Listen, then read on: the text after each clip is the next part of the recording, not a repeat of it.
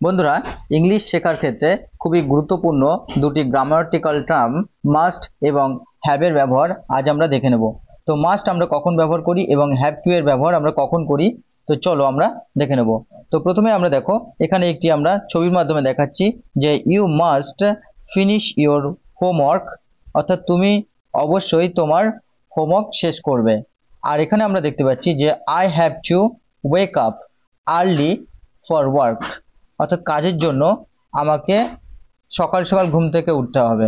তো এখানে তোমাকে অবশ্যই তোমার কাজ শেষ করতে হবে, আর এখানে তোমাকে বা আমাকে সকাল সকাল ঘুম থেকে উঠতে হবে কাজের জন্য। তো এখানে আমরা কি ডিফারেন্স দেখতে পাচ্ছি, তো চলো আমরা এক এক করে ডিফারেন্সের মাধ্যমে ক্লাসটাকে দেখব। তো প্রথমে আমরা দেখব যে মাস্ট এবং হ্যাভ টু, আমরা যখন বাধ্যবাধকতা বা অপরিহার্য প্রকাশ করি, অপরিহার্যতা অর্থাৎ কোনো কাজ আমাকে অবশ্যই করতে হবে বোঝাতে, তখন কিন্তু আমরা মাস্ট এবং হ্যাভ টু এর ব্যবহার করে থাকি। তো চলো প্রথমে আমরা কিভাবে আলাদা আলাদাভাবে ব্যবহার করি এবং সেটা এক্সাম্পলের মাধ্যমে আমরা দেখে নেব। প্রথমে আমরা দেখতে পাচ্ছি এখানে মাস্ট অর্থাৎ একটা ছেলে সাইকেল চালাচ্ছে এবং you must wear a helmet while riding a bike, তুমি যখন একটা বাইক চালাবে অবশ্যই তোমাকে একটা হেলমেট কিন্তু পরতে হবে, অর্থাৎ অবশ্যই তোমাকে করতে হবে, এটা কিন্তু বাধ্য হয়েই তোমাকে করতে হবে। তাহলে আমরা নিশ্চয়ই বুঝতে পারছি এক্সাম্পলের মাধ্যমে কখন আমাদের মাস্ট ব্যবহার করতে হবে। তো দেখো, আমরা মাস্টের ব্যবহার করি কখন, তো মাস্টের ব্যবহার হয় যখন বক্তার ব্যক্তিগত ইচ্ছা বা সিদ্ধান্ত থাকে। তাহলে বক্তার ব্যক্তিগত ইচ্ছা থাকবে এবং সিদ্ধান্ত থাকবে সেখানে। আর মাস্ট দিয়ে বোঝানো হয় কার্যটি অবশ্যই করতে হবে, কোনো কাজ যদি অবশ্যই করতে হবে বোঝায় তবেই কিন্তু আমরা মাস্টের ব্যবহার করব, তার বিকল্প নেই, অর্থাৎ অবশ্যই সেটা করতেই হবে। এটি সাধারণত গুরুতর বা জরুরি অবস্থা বোঝাতে ব্যবহার করা হয়। গুরুতর বা জরুরি অবস্থা বোঝাতে। যেমন এক্সাম্পলের মাধ্যমে আমরা বিষয়টি আরো ক্লিয়ার করে নিই।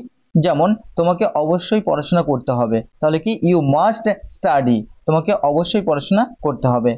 আমি অবশ্যই এই বিষয়টা জানতে চাই, তাহলে I must know about this matter, আমি অবশ্যই এই বিষয়টি জানতে চাই বা জানবো। তো চলো এরপরে আমরা হ্যাভ টু এর ব্যবহার দেখব। তাহলে হ্যাভ টু কখন ব্যবহার করি, এবং হ্যাভ টু যেমন I have to wake up early for work, কাজের জন্য আমাকে সকাল সকাল উঠতে হবে। তো এখানে কিন্তু মনে হচ্ছে কোনো কিছুর জন্য তাকে বাধ্য হয়ে করতে হচ্ছে। তো চলো আমরা কখন ব্যবহার করি দেখে নেব হ্যাভ টু এর ব্যবহার। তো হ্যাভ টু এর ব্যবহার হয় যখন বাইরের কোনো নিয়ম, আইন বা অন্য কোনো বাইরের কারণে বাধ্যকতা থাকে, অর্থাৎ বাইরের কোনো কিছুর দ্বারা তুমি প্রেশারাইজ হয়ে বা বাইরের কোনো কিছু আইন বা নিয়ম বা কোনো অবস্থার দ্বারা তুমি বা কোনো ঘটনার দ্বারা তুমি সেখানে তুমি বাধ্য, সেই ক্ষেত্রে কিন্তু আমরা হ্যাভ টু এর ব্যবহার করি। এটি ব্যক্তিগত ইচ্ছা নয়, বরং বাহ্যিক বাধ্যকতার কথা বোঝায়, অর্থাৎ তোমার এখানে কোনো ব্যক্তিগত ইচ্ছা থাকবে না, এখানে তুমি বাইরের কোনো কিছুর দ্বারা কিন্তু বাধ্য হয়ে কাজটি করবে। কেমন এক্সাম্পলের মাধ্যমে আমরা দেখে নেব। যেমন আমাকে অফিসে যাওয়ার জন্য সময় মতো উঠতেই হবে, তাহলে I have to get up, আমাকে উঠতেই হবে অন টাইম, সময় মতো, to go to the office, অর্থাৎ অফিসে যেতে। তাহলে আমাকে অফিসে যাওয়ার জন্য বা অফিসে যেতে সময় মতো উঠতে হবে, তাহলে এখানে কিন্তু একটা নির্দিষ্ট টাইম তার কাছে বাউন্ড করা রয়েছে, অর্থাৎ নির্দিষ্ট সময়ের মধ্যে তাকে উঠতে হবেই। আর তোমাকে সকাল 9টার মধ্যে স্কুলে উপস্থিত হতে হবে, তাহলে you have to be at school by 9 AM, অর্থাৎ সকাল 9টা নাগাদ বা সকাল 9টার মধ্যে তোমাকে স্কুলে উপস্থিত হতে হবেই। তো এই ক্ষেত্রে কিন্তু আমরা দেখতে পাচ্ছি একটা নির্দিষ্ট নিয়ম বা একটা নির্দিষ্ট পরিস্থিতি বা একটা নির্দিষ্ট আইন বা একটা নির্দিষ্ট সময় বোঝাচ্ছে যার দ্বারা তুমি বাধ্য। সুতরাং এই ধরনের যখন আমরা সেন্টেন্স লিখব তখন কিন্তু আমাদের মাস্ট এবং হ্যাভ টু বুঝে শুনে আমাদের ইউজ করতে হবে। এরপরে আমরা দেখে নেব, সংক্ষেপে আমরা দেখে নেব যে মাস্ট এবং হ্যাভ টু কখন ব্যবহার করি।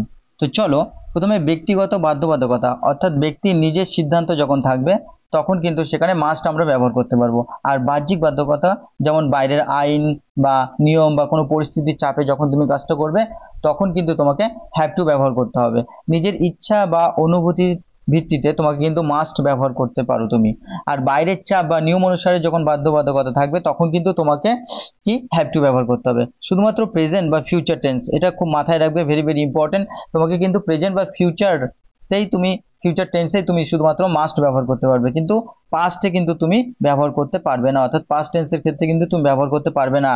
আর present tense, past tense, future tense তুমি সর্বক্ষেত্রেই অর্থাৎ তিনটি টেন্সের ক্ষেত্রেই কিন্তু তুমি হ্যাভ টু এর ব্যবহার করতে পারো। তো এরপরে নিষেধাজ্ঞার জন্য আমরা যখন এটাকে নেগেটিভ সেন্টেন্স করব, তো নেগেটিভ সেন্টেন্সের ক্ষেত্রে আমরা কি করব, নেগেটিভ সেন্টেন্সের ক্ষেত্রে আমরা মাস্ট নট ব্যবহার করব।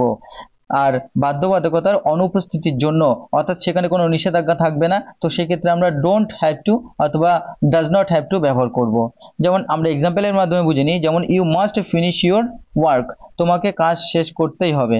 তাহলে কি, তোমাকে কাজ শেষ করতে হবে, এখানে কিন্তু তোমার ব্যক্তিগত বাধ্যবাধকতা রয়েছে, অর্থাৎ নিজের সিদ্ধান্ত অনুযায়ী তুমি কাজ করবে। আর এখানে যখন অন্য কোনো পরিস্থিতির চাপে, যেমন বাইরের নিয়ম আইন বা পরিস্থিতির চাপে তোমাকে যখন কাজ করতে হচ্ছে, যেমন I have to wake up early, আমাকে সকাল সকাল উঠতেই হবে, তো এটা একটা পরিস্থিতির কারণে কিন্তু তোমাকে উঠতে হবে, এখানে তোমার ব্যক্তিগত ইচ্ছে নেই, সেখানে তুমি বাইরের কোনো পরিস্থিতির দ্বারা কিন্তু তুমি ফোর্সড হয়ে বা বাধ্য হয়ে কিন্তু তোমাকে কাজটা করতে হবে। তো চলো নেক্সট আমরা দেখব, যখন আমরা নেগেটিভ সেন্টেন্স লিখব কিভাবে লিখব, তো মাস্ট নট অর্থাৎ নিষেধাজ্ঞা বোঝাতে ব্যবহার করা হয়, তাহলে কেমন, আর ডোন্ট বা ডাজ নট হ্যাভ টু আমরা বাধ্যতার অভাব বোঝাতে, তো সেখানে কোনো বাধ্যবাধকতা থাকবে না, অর্থাৎ অ্যাবসেন্ট থাকবে বাধ্যবাধকতা, সেই ক্ষেত্রে কিন্তু আমরা ডোন্ট হ্যাভ টু অথবা ডাজ নট হ্যাভ টু ব্যবহার করি। যেমন এক্সাম্পলের মাধ্যমে আমরা দেখে নিই, যেমন তুমি এখানে ধূমপান করো না, তাহলে you must not smoke here, তুমি এখানে ধূমপান করো না বা তুমি অবশ্যই এখানে ধূমপান করবে না। এখানে কিন্তু নিষেধাজ্ঞা বোঝাতে ব্যবহার হয়, কিন্তু নেগেটিভ সেন্টেন্সে এখানে কোনো নিষেধাজ্ঞা বোঝাতেই কিন্তু এখানে তোমাকে নিষেধ করতেই কিন্তু তোমাকে ব্যবহার করা হচ্ছে, যে ইউ মাস্ট নট, তুমি অবশ্যই এখানে হচ্ছে ধূমপান করবে না। আর তোমাকে ধূমপান করতে হবে না যদি না চাও, তো এখানে কিন্তু বাধ্যতার অভাব রয়েছে, অর্থাৎ এখানে কিন্তু তুমি বাধ্য নও, তাহলে কি, you don't have to smoke if you don't want to, যদি তুমি না চাও তুমি এখানে ধূমপান করতে হবে না, বা যদি তোমাকে ধূমপান করতে হবে না যদি না চাও, তাহলে এখানে কিন্তু তোমার চাওয়ার উপর ডিপেন্ড করছে।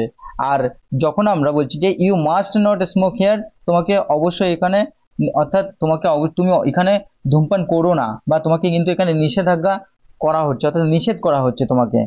তো এই ধরনের ক্ষেত্রেও কিন্তু আমাদের একটু খেয়াল রাখতে হবে সেন্টেন্সগুলো কিভাবে ব্যবহার করব, অর্থাৎ মাস্ট নট এবং ডোন্ট হ্যাভ টু অথবা ডাজ নট হ্যাভ টু কিভাবে ব্যবহার করব।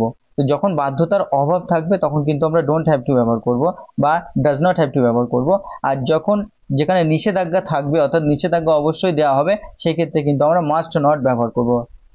তো এখানে আমরা কন্ট্রাক্টেড ফর্মও দেখতে পাচ্ছি, মাস্ট নট কিভাবে লিখবো, বা ডোন্ট ডাজ নট অর্থাৎ ডু নট বা ডাজ নট হ্যাভ টু কে আমরা কন্ট্রাক্টেড ফর্মে দেখিয়েছি। তো চলো, এই হচ্ছে বন্ধুরা আজকের হচ্ছে একটি ভেরি ভেরি ইম্পর্টেন্ট ক্লাস ছিল, অর্থাৎ মাস্ট এবং হ্যাভ টু এর গুরুত্বপূর্ণ ব্যবহার, যে ব্যবহার কিন্তু আমরা আমাদের ট্রান্সলেশন থেকে শুরু করে ইংরেজি লেখার ক্ষেত্রে কিন্তু আমরা খুবই প্রায়শই আমরা এই গ্রামাটিক্যাল টার্ম দুটি ব্যবহার করি এবং বেশিরভাগ ক্ষেত্রে আমরা ভুল করে ফেলি, এবং কোথায় মাস্ট ব্যবহার করব বা হ্যাভ টু ব্যবহার করব এটা কিন্তু লিখতে গিয়ে আমরা গুলিয়ে ফেলি। তো আশা করি তোমাদের ক্লিয়ার করতে পারলাম।